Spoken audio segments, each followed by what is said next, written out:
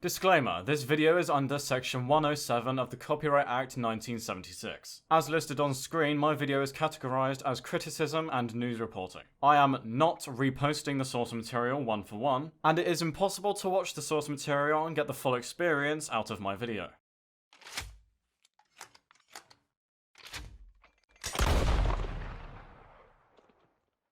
Welcome back to the weekly installment of Hazbin Hotel's Season 2 reviews, and today Amazon has released episodes 3 and 4 onto Prime Video. Episode 3 is called Behind Closed Doors, and episode 4 is titled It's a Deal. Within this video, I will briefly go over everything that happened within these episodes, explain what I liked and disliked about the episodes, and talk about some details I saw within them, and finally give my overall opinion of both episodes. If you enjoy this type of content and you'd like to see more from me, then please subscribe to the channel as it greatly helps me out. I apologize if I sound off or sound like fucking Charlie from Smiling Friends, as I am quite sick of the day of recording. Now, let's get started with the video.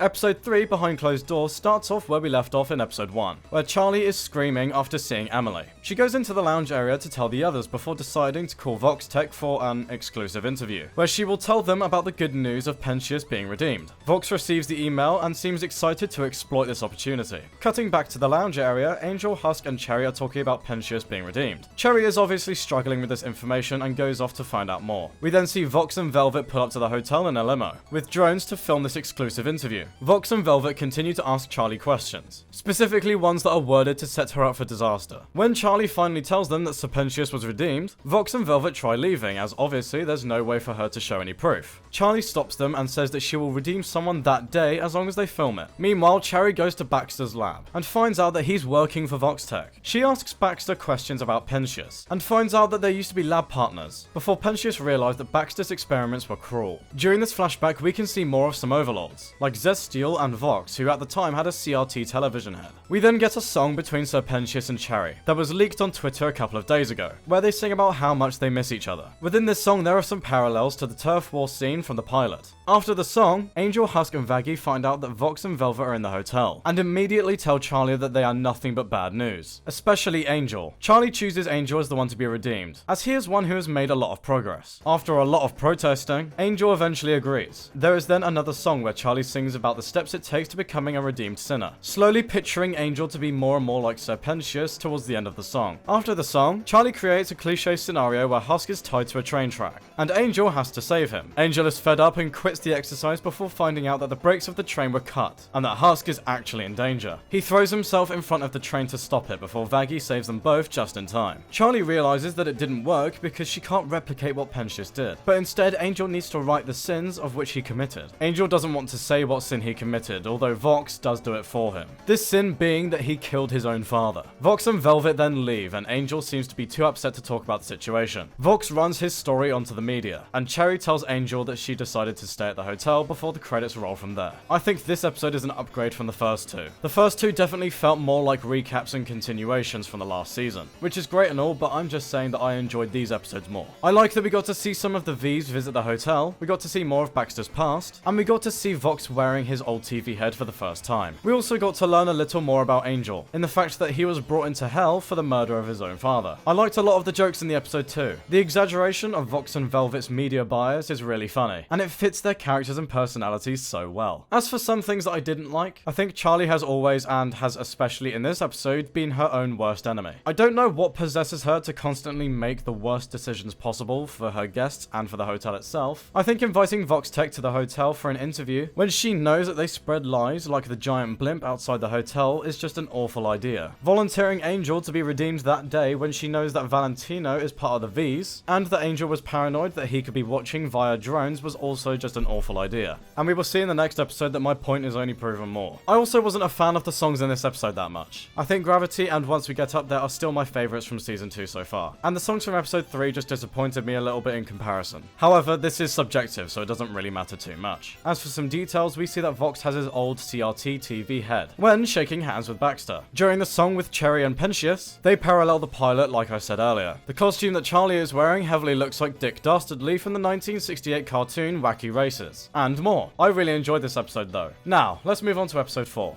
Episode 4, It's a Deal, starts off with Charlie convincing Vaggie that it's a good idea to go on live television that is sponsored by VoxTech to clear up the hotel's public image. There is also a brief scene with Alastor and his massive chest wound. He's drinking and smoking while struggling with his own thoughts. In the lounge area, we see Lucifer, Angel, and Cherry. Alastor joins them and has an argument with Lucifer before quitting his job at the hotel. Meanwhile, Charlie and Nifty are at the newsroom where Charlie tries to explain to everyone that VoxTech lied about the hotel. But of course, Katie Killjoy tries her best to shut down Charlie's claims. We then cut to Alastor, who pays a visit to Rosie, where he complains that their deal wasn't meeting his expectations. Rosie then tells the audience about when Alastor was alive. He was a radio host when he was alive that killed people by night. He made a deal with Rosie when he was alive, which meant that she could have his soul, and in return he would be the most powerful sinner in hell. We also got to see the scene where he was killed, due to being mistaken for a deer. There is then a song with Rosie and Alastor where Rosie reminds him that he is under her conditions, and that he is in no position to make any demands. I like this song as it's quite catchy and rhythmic. Afterwards, Alastor walks to a memorial in Cannibal Town, where he tries to think of a solution. And finally, he has an idea. Meanwhile, back at the newsroom, Charlie is still failing to clear up the hotel's name, so she gets Nifty to give it a go, not remembering that Nifty is camera shy. After convincing Nifty that the camera is a roach, Nifty starts singing a song about cleaning with an anime aesthetic on screen. This was the most out-of-pocket, oddball thing in the entire episode, so I'm not even going to try and explain it. Moving on, we see Alastor calling for Vox to fight him. We then see an epic fight scene between him and all three Vs, before cutting back to the newsroom where Nifty sees that Alastor is in trouble. She runs over to the hotel, grabs Husk, and meets back with Alastor, where they help fight the Vs. After almost being defeated, Alastor tells them that he has an offer. If they let Nifty and Husker go, as well as the fact that Vox can't hurt Charlie, then Alastor will be his prisoner. Vox agrees, and we see a montage of him celebrating his win. We then cut to Vox's room where Alastor is tied to a chair. He asks Alastor some questions, but it wasn't in their deal for him to answer them. Alastor then talks about their past for everyone to hear over the speakers. During this flashback, we see Vox ask Alastor to be his business partner in Hell, so they could accelerate each other's success and eventually rule Hell together. Alastor laughs in Vox's face and humiliates him. The audience sees how much the flame in Vox's eyes dies down, as he realizes that Alastor isn't the person that he thought he was. Cutting back to present day, Vox and Alastor sing a song where Vox explains that he doesn't care about the past anymore, because now he has an entire empire. Whether he is telling the truth or not is up to the viewer to decide. The credits then roll from there. This episode is definitely my favorite in season 2 so far. The fight scenes between Alastor, Husk, and Nifty and the Vs were amazing, and to see more of Rosie was good too. We got to see Alastor's background from when he was a human, and how he became so powerful in Hell, and we got to see some scenes of when he and Vox used to be friendly. I definitely like this design of Vox and how he acts, as it emphasizes of how he used to be a better person, and bitterness has made him more evil over time. The songs in this episode were a lot better than the ones in episode 3, however my favourites still stay the same. As for what I disliked, I would like to repeat the point of Charlie constantly making bad decisions. Going to Katie Killjoy to help repair the hotel's public image was a blatantly bad idea, considering VoxTech sponsors Katie's show as seen in season 2 episode 1. I also wasn't a massive fan of Valentino's powers when he was fighting, or lack thereof. He threw down a smoke and has 2 guns, and that's kind of it. I felt like as an overlord they could have given him more of an interesting set of moves. As for details that I have noticed, I like that Vox's old CRT head is in a 4:3 aspect ratio, compared to modern day television aspect ratios which use 16:9. In the last song, Vox says, "You'll wish that you'd stayed gone." This is a reference to the season 1 episode 2 song Stayed Gone. In Alastor's room back at the hotel, we can see that the roach crown that Nifty made for him back in season 1 is hanging on his mirror. Overall, these 2 episodes were a significant upgrade from episode 1 and episode 2 of season 2. I feel like we are getting more backstories of characters that people have been waiting years to see. We are getting some new songs for people to listen to, and we have gotten quite a few cliffhangers for the next few episodes to answer. While I didn't like a couple of the songs and Charlie has just proven to be an obstacle for herself in season 2 so far, I hope that she starts turning this around in future episodes. I'm loving Vox's story so far and I can't wait to see where it goes in the future. Thank you so much for watching. Please let me know what your favourite part was about these 2 episodes, or what you think the show could improve on going forward in the comments. If you would like to see my future episode reviews, then please be sure to subscribe to the channel so you won't miss it. That's all from me.